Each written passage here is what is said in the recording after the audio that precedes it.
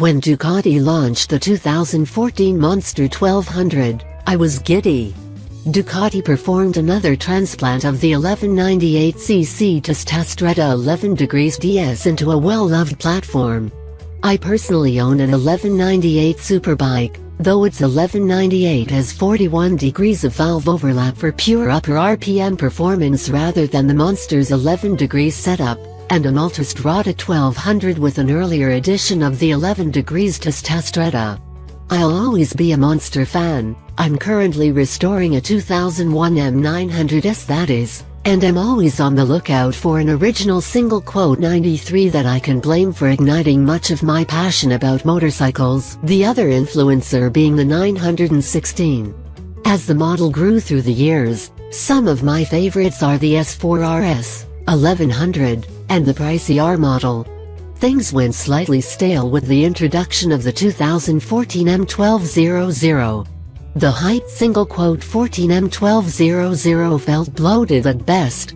This is not something a Monster fan necessarily craves. That Monster 1200 became my least favorite of the series that started with the 1993 model designed by Miguel Galuzzi, one of my heroes. Ducati did release an awesome M1200R version, but with the R title arrives the R price tag, $19,195. Ducati listened to its core audience and, after 3 years on the market, Miss Monster bloat is replaced by a revamped 2017 edition.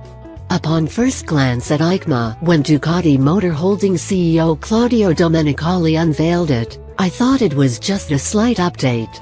I was wrong, totally wrong. The 2017 Ducati Monster 1200 is revised from top to bottom, the machine returning to its Illinois Mostro roots. More power, better handling, electronics that enhance safety, and bolder styling. Who could complain? Of course, talk is just that, talk. A first ride was needed, and this happened the week after EICMA at Monte Carlo, the F1 town of millionaires that I called home for 2 days.